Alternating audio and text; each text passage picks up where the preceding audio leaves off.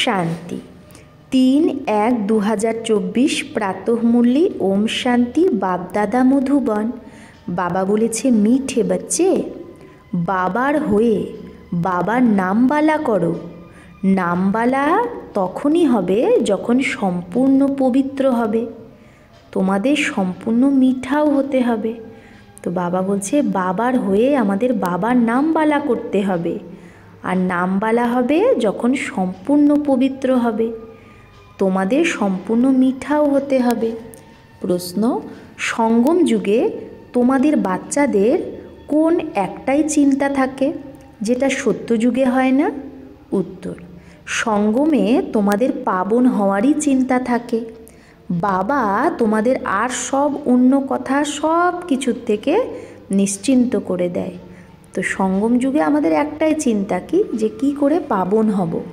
বাকি অন্য সব ব্যাপার থেকে বাবা আমাদের নিশ্চিন্ত করে দেয়, অন্য সব ব্যাপারে। তোমরা পুরুষার্থ করোই যে এই পুরানো শরীর যাতে আমরা খুশি খুশি ছাড়তে পারি।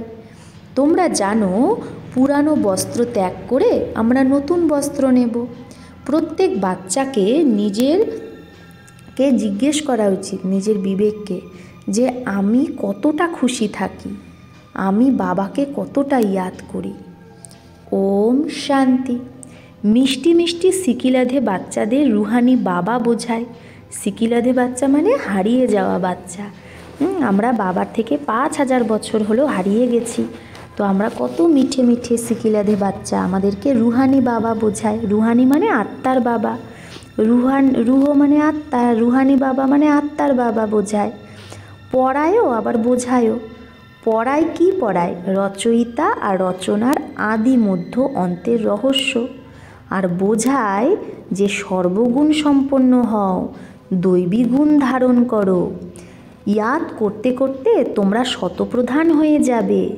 তোমরা জানো এই সময় এই সৃষ্টিটা হলো তমপ্রধান। শতপ্রধান সৃষ্টি ছিল, যেটা 5000 বছরে আবার তমপ্রধান হয়ে গেছে। এটা হলো পুরানো দুনিয়া।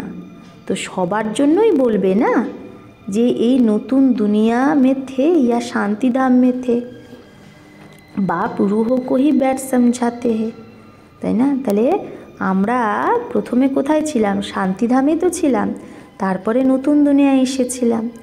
বাবা আত্মাদেরই বসে বোঝায়, হে রুহানি বাচ্চা, তোমাদের শতপ্রধান অবশ্যই হতে হবে। বাবার থেকে অবশ্যই বর্ষা নিতে হবে। বাবা বলছে আমি তোমার বাবা, আমাকে ইয়াদ তোমাকে অবশ্যই করতে হবে। তো অবশ্যই আমাদের কাকে ইয়াদ করতে হবে? বাবাকে।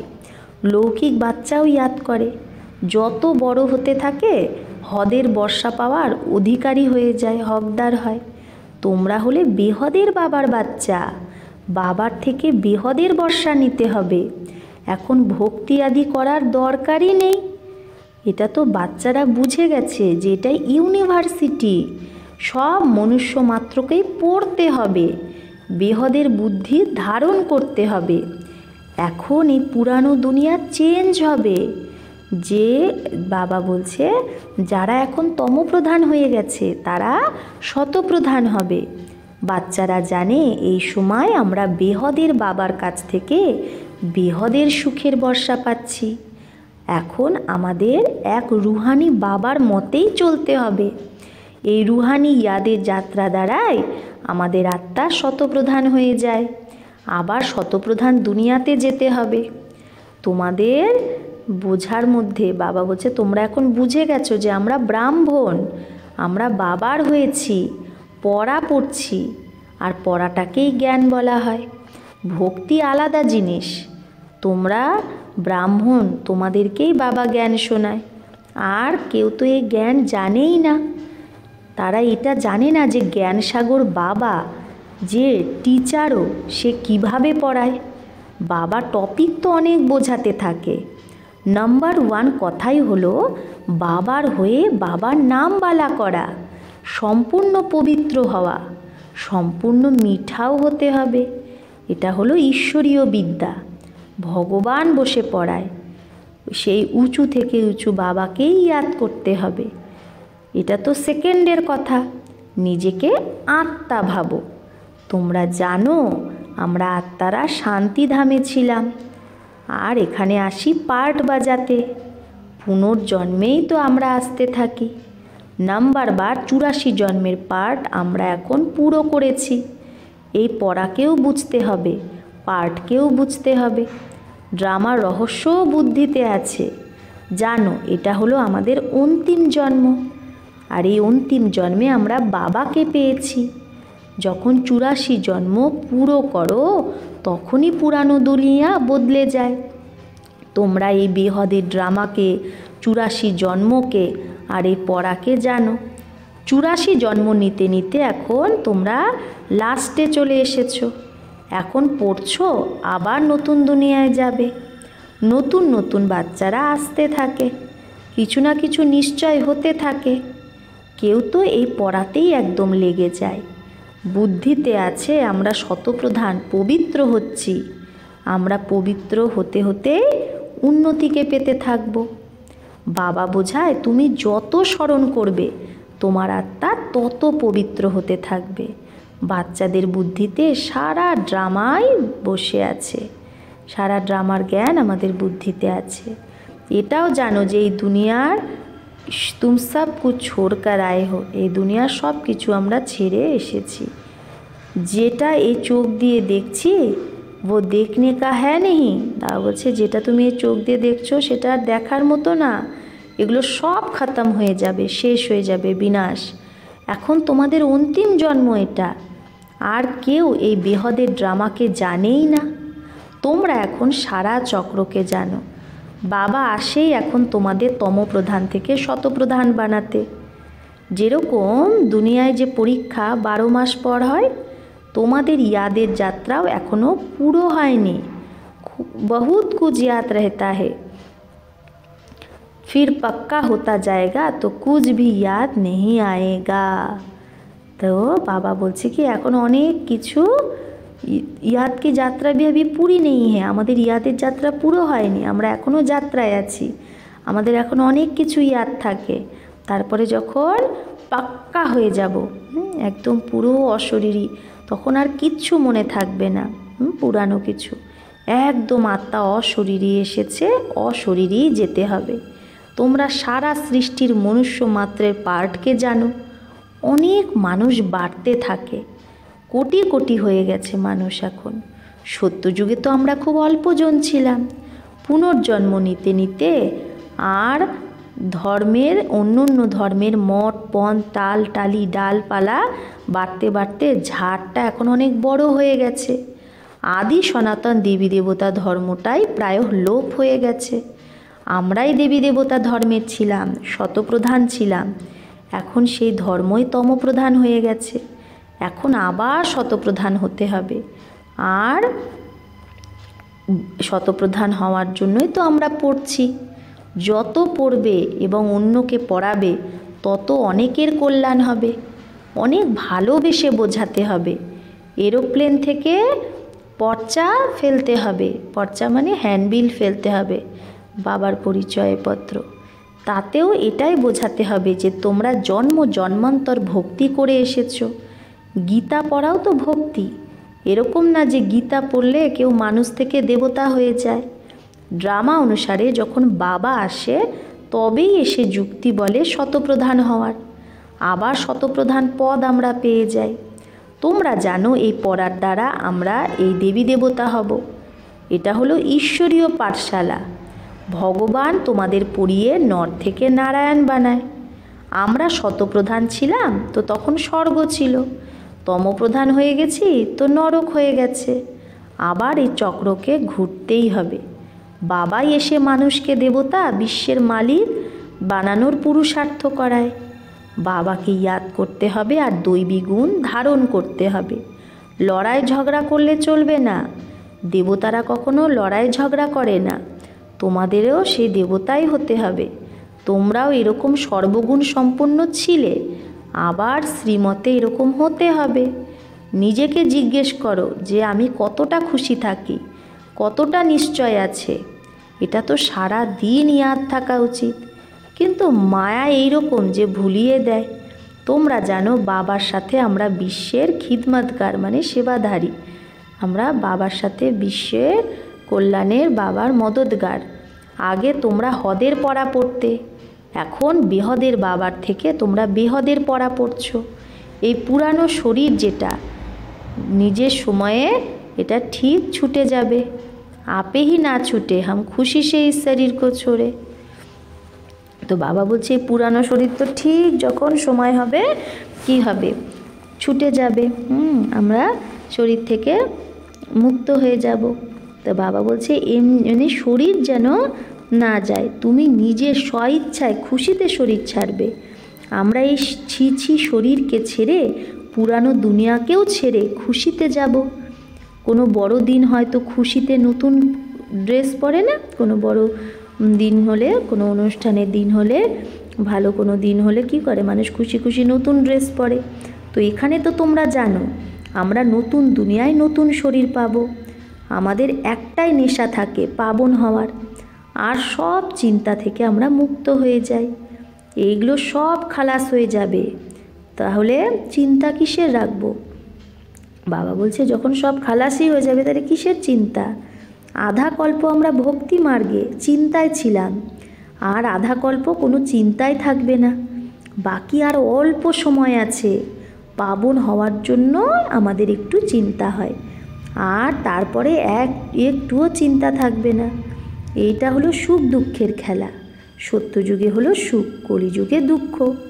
বাবা বোঝায়, তোমরা জিজ্ঞেস করতে পারো যে সত্যযুগ সুখধামে রহবাসী তোমরা নাকি কলিযুগ দুঃখধামে, যে তোমরা এখন সত্যযুগে থাকো নাকি কলিযুগে দুঃখধামে।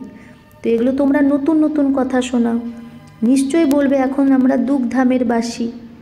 অনেক ভালোবেসে জিজ্ঞেস করা হয় যাতে মানুষ নিজেই বোঝে যে আমরা কোথাকার বাসী। বলবে ইনকে প্রশ্ন পুছনে কি যুক্তি বহুত আচ্ছি, এদের প্রশ্ন জিজ্ঞাসা করার যুক্তি খুব ভালো। ভালে যত বড়ই ব্যক্তি হোক, ধনবান হোক, কিন্তু সবাই তো নরকবাসী না। স্বর্গ তো নতুন দুনিয়াকে বলা হয়, এখন কলিযুগ পুরানো দুনিয়া। এই প্রশ্ন খুব ভালো, সিঁড়িতেও ক্লিয়ার আছে। তোমরা সুখধামে আছো নাকি দুঃখধামে? এটা হেল না হেভেন, ডিটি না ডেভিল হোক, দেবতা না দৈত্য অসুর, এগুলো জিজ্ঞেস করতে হবে। তো নিশ্চয়ই সত্যযুগকে ডিটি ওয়ার্ল্ড বলবে, কলিযুগকে নরক ডেভিল ওয়ার্ল্ড বলবে। তো জিজ্ঞেস করতে হবে সত্যযুগ স্বর্গ ডিটি ওয়ার্ল্ডের বাসী না তোমরা, নাকি কলিযুগ ডেভিল ওয়ার্ল্ডের বাসী। ভালে যতই ধনবান হোক, কিন্তু কোথাকার বাসিন্দা? এখন তোমাদের মধ্যে জ্ঞান এসেছে।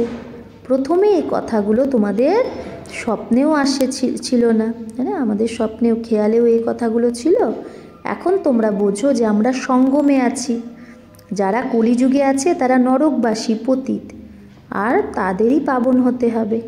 তবেই তো ডাকে, হে পতিত পাবন এসো, এসে আমাকে পাবন বানাও। এটাও বোঝাতে হবে।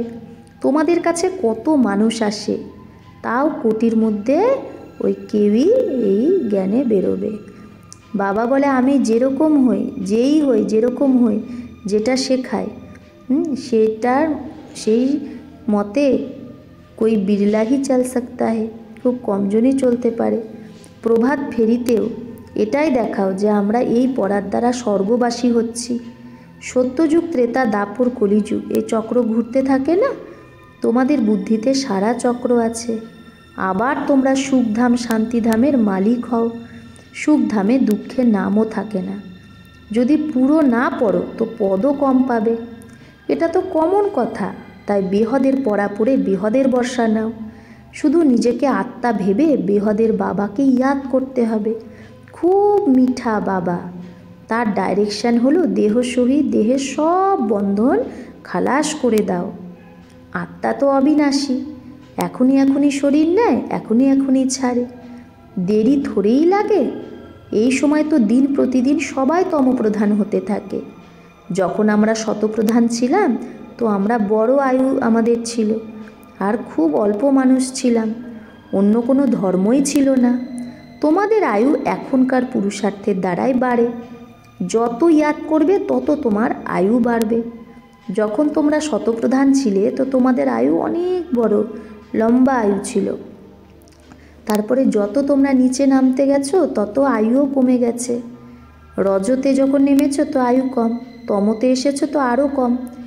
যেরকম नारेर उदाहरण है, नार रहेट कंगने डब्बे भरते हैं और खाली होते जाते हैं।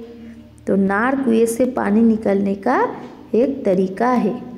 तो बाबा एखाने किसेर उदाहरण देय जे एकटा कुआ थेके जल तोलार एकटा पद्धति, जैसे नार का मिसाल है, डब्बे भरते हैं और खाली होते जाते हैं। तो যত ডাব্বা ভরে তত ওই কুয়া খালি হতে থাকে। তো এখানেও বেহদের নার রাহেট, এটা তোমরা এখন সেটা ভরছো, তাই না? তাই আমরা এখন কি করছি, এই বেহদের বাবা বর্ষা দিচ্ছে সেটা ভরছি। ভরতে ভরতে পুরো ভরে যাবে, তারপরে ধীরে ধীরে খালি হবে, আমরা পুরো শতপ্রধান হয়ে যাব। তারপরে কি হবে, যখন সত্যযুগে চলে যাব ধীরে ধীরে আবার কমতে থাকবে। এটাও বাবা বলছে এর তুলনা ব্যাটারির সাথেও করা হয়। এখন আমরা শতপ্রধান হয়ে যাই, তারপরে 84 জন্ম নিই। আধা কল্প পরে রাবণ রাজ্য শুরু হয়। রাবণ রাজ্যে সবাইকে বলা হয় নরকবাসী। পরে যারা আসে তারা নরকেই আসবে। প্রথমে তোমরা স্বর্গে যাও, এটা বাবার কাছে ভক্তির ফল পাও। বোঝা যায় এ অনেক ভক্তি করেছে, তবেই তো জ্ঞান নেয়। তাহলে আমরা যারা অনেক ভক্তি করেছি তারাই তো বাবার জ্ঞান পাচ্ছি। এগুলো রহস্য তোমাদের বাবাই বোঝায়, তোমাদের আবার অন্য কেউ বোঝাতে হবে। মানুষ অনেক প্রকারের পাপই পাপ করেছে, এখন বাবা এসেছে তোমাদের জ্ঞান দিচ্ছে। বাবা যখন আসে তবেই তো এসে পড়ায়। এতটা সময় তো তোমরা জানতেই না, পাপাত্মা হয়েই পড়েছ, তাই না? এতটা সময় তো আমরা জানতাম না, আমরা সমানে পাপ করে করে পাপাত্মা হয়ে গেছি। পুণ্য আত্মা কি করে হয়, আবার পাপ আত্মা কি করে হয়, সত্যযুগের নিবাসী কারা হয়, কারা কলিযুগের নিবাসী হয়, এগুলো কিচ্ছু জানতাম না।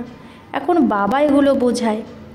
বাবাকে সামাও বলে, তাতে লাইটও আছে আর মাইটও আছে, বাবার মধ্যে লাইট মাইট দুটোই আছে। তো বাবা বলছে তোমরা লাইটে আসো, অর্থাৎ জাগতে হো।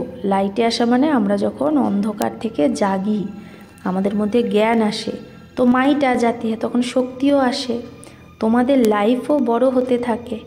আয়ু তোমাদের সত্যযুগে কাল খেতে পারে না। খুশিতে এক শরীর ছেড়ে আর এক শরীর নাও, দুঃখের কোনো ব্যাপারই না। যেরকম একটা খেলা হয় না, সাপের উদাহরণ, তোমরা সত্যযুগ থেকে কলিযুগ পর্যন্ত পার্ট বাজিয়েছ, এটা বুদ্ধিতে বসে গেছে। বাবা তোমাদের বাবাও, টিচারও, আবার সদ্গুরুও। এটা শুধু বাচ্চারাই নাম্বারবার পুরুষার্থ অনুসারে জানে। পুনর্জন্মকেও তোমরা বুঝে গেছো যে তোমরা কতটা জন্ম নাও, ব্রাহ্মণ ধর্মে তোমরা কত জন্ম নাও। তো উত্তরে বাচ্চারা বলছে ব্রাহ্মণ ধর্মে আমরা এক জন্ম নিই, কেউ আবার 2-3 জন্মও নেয়। মানে একটা শরীরেই কেউ হয়তো ব্রাহ্মণ জন্মটা ক্লিয়ার করে না, 2-3 জন্মেও সে ব্রাহ্মণ জন্মটা নেয়, 2-3 জন্মেও 2-3 শরীরে। তো ভাবো কেউ শরীর ছাড়ে, তো সে সংস্কার তো ব্রাহ্মণপণেরই নিয়ে যায়। তো সংস্কার ব্রাহ্মণপণের হওয়ার কারণে আবার সে সত্যিকারের ব্রাহ্মণ কুলেই চলে আসবে, সেখানেই জন্ম নেবে। ব্রাহ্মণ কুলের আত্মা তো বৃদ্ধিকে পেতে থাকবে। ব্রাহ্মণ কুলের সংস্কার তো নিয়ে যায় না, কিছু হিসাব কিতাব থাকলে 2-3 জন্মও সে নিতে পারে। এক শরীর ছেড়ে আর একটা শরীর নেবে। আত্মা ব্রাহ্মণ কুল থেকে দৈবী কুলে যাবে। শরীরের তো ব্যাপার নেই, এখানে তো আত্মা যাবে না ব্রাহ্মণ কুল থেকে দৈবী কুলে। তাই যদি ব্রাহ্মণ অচানক শরীরও ছাড়ে, সে আবার কি মানে যেখানে জন্মাবে আবার সে জ্ঞান পাবে। তাই বাবা বলছে এখন তোমরা বাবার হয়েছ, তোমরা ঈশ্বরীয় সন্তান হয়েছ, তারপরে প্রজাপিতা ব্রহ্মারও সন্তান তোমরা। দ্বিতীয় আর তোমাদের কোনো সম্বন্ধ নেই। বেহদের বাবার হওয়া এটা কম বাত থোড়েহি। তোমরা সুখধামের মালিক হয়ে যাও। শুধু বড় বাবাকে তোমরা চিনে নিয়েছো, তাও তোমাদের বেড়া পার হয়ে যাবে। যদি শুধু আমরা বড় বাবাকে চিনে যাই, মানে শিব বাবাকে, তাহলেও আমাদের বেড়া পার হয়ে যাবে। अच्छा, मीठे मीठे सिकिलधे बच्चों प्रति मात पिता बाप दादा का याद प्यार और गुड मॉर्निंग। रूहानी बाप की रूहानी बच्चों को नमस्ते।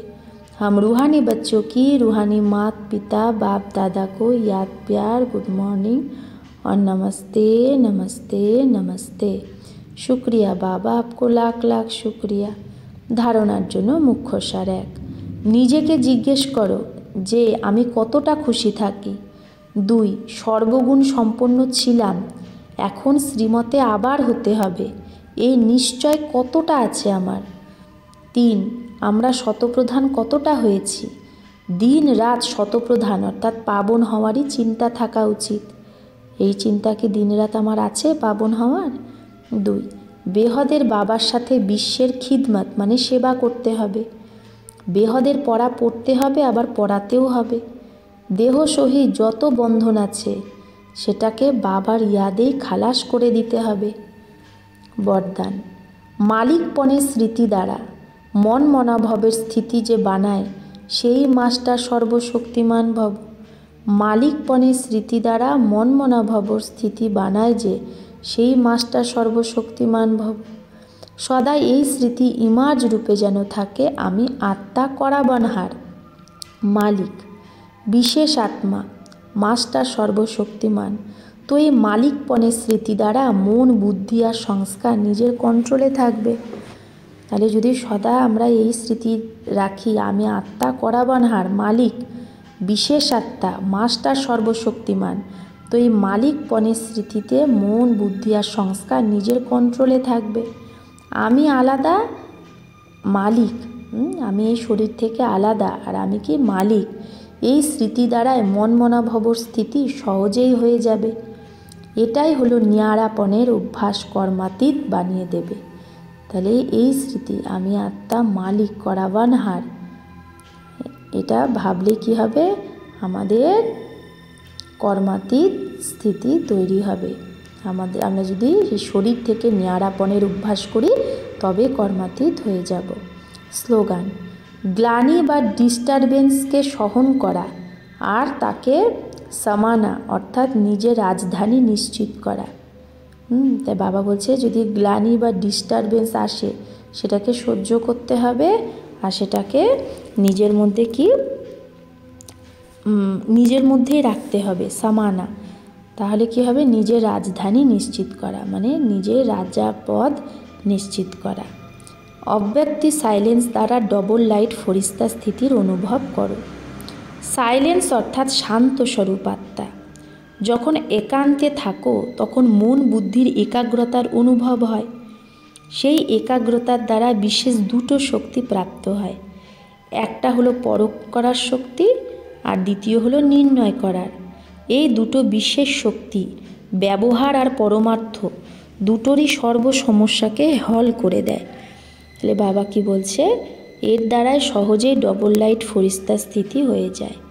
তো সাইলেন্স মানে কি, শান্ত স্বরূপ আত্মা। যখন একান্তে থাকি তখন মন বুদ্ধির একাগ্রতার অনুভব হয়। সেই একাগ্রতার দ্বারা আমরা দুটো শক্তি প্রাপ্ত করি, এক পরখ শক্তি, দ্বিতীয় নির্ণয় শক্তি। আর এই দুটো শক্তি বিশেষ ব্যবহার আর পরমার্থ মানে আমাদের লৌকিক অলৌকিক দুটো কাজেই সব সমস্যাকে সমাধান করে দেয়, পরখ শক্তি আর নির্ণয় শক্তি। তো এর দ্বারা আমরা সহজে ডবল লাইট ফরিস্তা স্থিতি অনুভব করতে পারি। তাহলে আমাদের আজকে সারাদিনে কি করতে হবে, যে একান্তে থেকে আমাদের পরখ শক্তি আর নির্ণয় শক্তির অনুভবকে বাড়াতে হবে। এই দুটো শক্তি আমরা যদি নিজের মধ্যে আমরা গ্রহণ করি, নিজের মধ্যে বাড়াই, তাহলে আমরা লৌকিক অলৌকিক মানে ব্যবহার আর পরমার্থ দুটোতেই যে কোনো সমস্যার হল খুব সুন্দরভাবে আমরা করতে পারি। আর তবেই আমরা ডবল লাইট ফরিস্তা স্থিতি হয়ে যাবে আমাদের। আচ্ছা, ওম শান্তি।